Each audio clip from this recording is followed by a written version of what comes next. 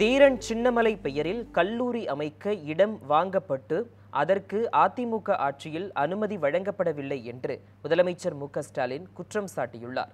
திருப்பூரில் அமைக்கப்பட்டுள்ள தீரன் சின்னமலை மகளிர் கலை மற்றும் அறிவியல் கல்லூரியை காணொலி காட்சி வாயிலாக திறந்து வைத்த பிறகு அவர் பேசியதை சூப்பர் பைட்ஸ் பகுதியில் தற்போது பார்க்கலாம். தீரன் சின்னமலை பேரில் கல்லூரி அமைக்க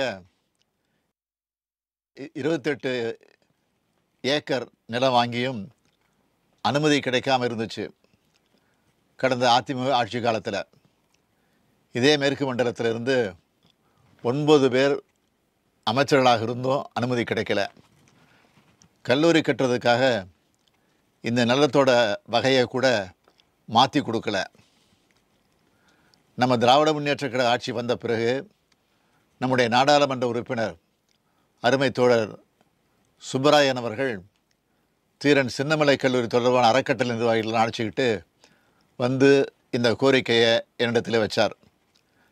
நான் நேரடியாக கண்காணித்து நில வகையை மாற்றி கொடுத்து கல்லூரி கட்டுறதுக்கு இருந்த முதல் தடையை நீக்கினேன். பிறகு உயர்கல்வித்துறை அனுமதி, கட்டட அனுமதி எல்லாத்தையும் வழங்க ஆணையிட்டு அதையும் நிறைவேற்றி கொடுத்தோம். இன்றைக்கி இந்த பகுதியில் இருக்கிற பெண்களுக்கான கல்லூரியாக இது மாறி இருக்கு. இதை நேரில் வந்து திறந்து வைக்கணும்னு தான் ரொம்ப ஆசைப்பட்டேன். ஆனால் என்னுடைய உடல்நிலை காரணமாக நீண்ட தூர பயணத்தை தவிர்க்கணும்னு மருத்துவர்கள் கண்டிப்பாக சொல்லிட்டதுனால காணொலி காட்சி மூலமாக திறந்து வச்சுருக்கிறேன்.